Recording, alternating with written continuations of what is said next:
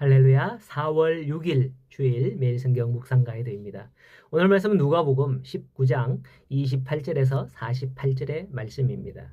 혹시 여러분 말은 타보셨죠? 말. 저도 제주도 갔을 때에 제주도 조랑말을 타본 적이 있습니다. 그때는 성인이었기 때문에 뭐 특별한 느낌은 없었습니다만 하지만 아직도 기억에 나는 것은 제가 초등학교 들어가기 전인 걸로 기억을 하는데요. 작은 할아버지가 저희들을 하나씩 소등에 소 알죠? 무소 밥 깔고 하는 그 소등에다가 태워준 그 기억이 납니다. 여러분 소 타보셨어요? 소? 아무것도 위에 올리지 않은 채 그 소의 맨살 위에 탁 타는데 어릴 때 두려움 반 설렘 반으로 굉장히 쇼킹한 경험이었습니다.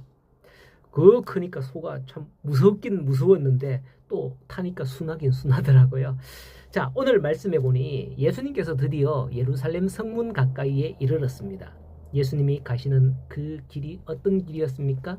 성문을 통과한 후에는 예수님은 대적자들의 소굴로 들어가는 거예요. 거기서 능력과 죽음이 기다리고 있다라고 예수님은 일전에 벌써 말씀을 하셨었습니다. 그럼에도 불구하고 28절에 보니 예수님이 예루살렘에 가까워질수록 앞서 가셨다라는 것을 볼 수가 있습니다. 이런 모습은 자신의 사명을 완수하기 위해서 지체함 없이 이렇게 갔다라는 것을 드러내는 것이죠. 후에 베드로 사도는 이거를 본 걸 기억하고서는 어떤 말씀을 남기느냐 하면 베드로전서 2장 21절에 보면 이를 위하여 너희가 부르심을 받았으니 그리스도도 너희를 위하여 고난을 받으사 너희에게 본을 끼쳐 그 자취를 따라오게 하려 하셨느니라 라고 하셨죠. 앞서가시며 따라오게 하려 합니다 라고 하신 거예요. 이렇게 고난과 죽음의 길에 앞장서신 예수님의 뒤를 우리도 쫓아야 한다는 것이죠. 이렇게 예수님께서는 비록 그 길 고난이 기다린다 하여도 두려워하지 않고 예루살렘을 향하여 가십니다. 그 길은 일반 사람의 길이 아니라 왕의 길이에요. 이 땅에 임금으로 오신 예수님은 모든 사람의 구원을 완성시키기 위해서 예루살렘으로 입성하셔야만 하셨던 겁니다. 스가랴 9장 9절 말씀에 보면 예수님에 대한 예언의 말씀이 있습니다. 시온의 따라 크게 기뻐할지어다. 예루살렘의 따라 즐거이 부를지어다. 보라, 네 왕이 내게 임하시니 그는 공의로우시며 구원을 베푸시며 겸손하여 나귀를 타시나니 나귀의 작은 것 곧 나귀 새끼니라고 하는 말씀이 예언되어 있죠.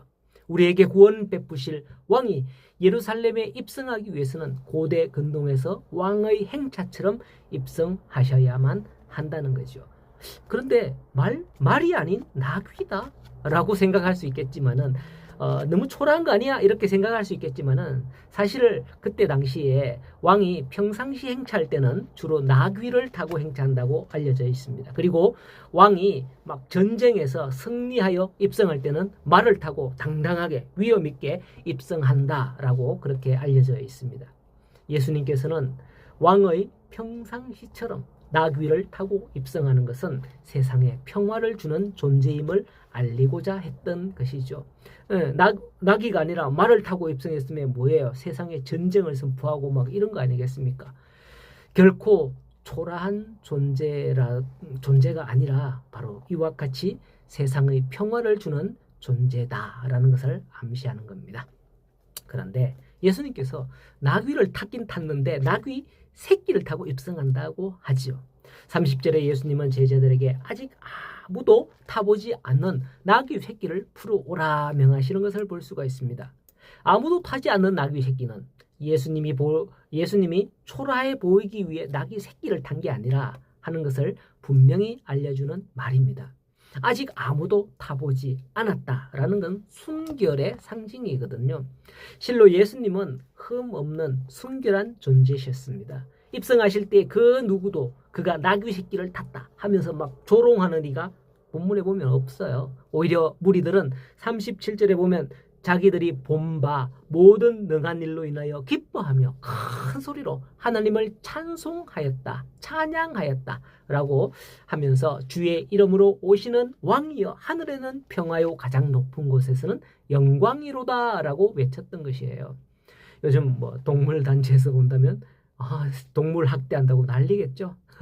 결코 어린 새끼를 학대하기 위해 그런 건 아니다라는 걸 분명히 아셔야 합니다. 백성들은 예수님의 입성에 이처럼 환호성을 하지만은 41절에 보면 예수님께서는 예루살렘 성 가까이 오시자 우셨어요. 우셨어요.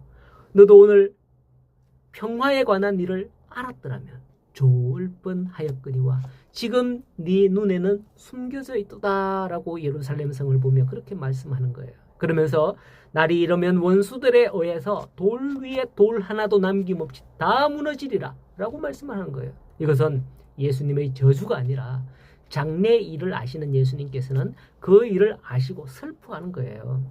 그걸 모르면 자기들이 볼 때에 저 예수가 자기들에게 저주를 한다 뭐 이렇게 하지 않았을까요? 예, 그럴 거예요.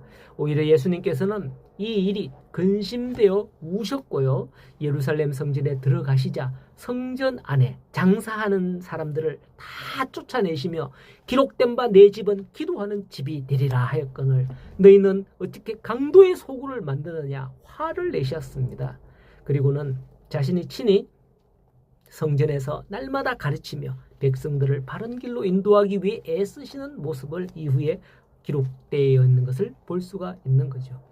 저는 이 말씀을 보면서 오늘날 교회들이 왜 생각날까요? 성벽같이 높게 화려하게 멋지게 웅장하게 지었던 그런 건물, 그런 교회가 진정 바르게 행하고 있는 것일까요?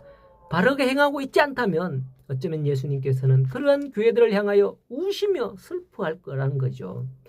우리 교회가 작지만 바른 뜻을 가지고 나아가기를 소원합니다. 혹 여러분들 마음에 대형 교회를 꿈꾸는 마음이 있을 수도 있어요. 우리 교회가 크게 되기를 다 원하잖아요. 우리 목사님도 원하고 다 원할 거예요.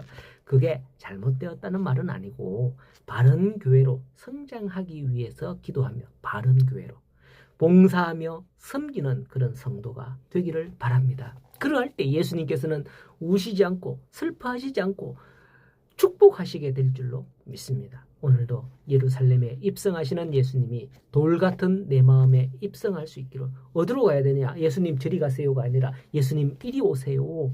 내 마음에 입성할 수 있기를 간절히 소원해 봅니다. 예수님을 영접하고 모시는 여러분이 되시기를 간절히 축복합니다.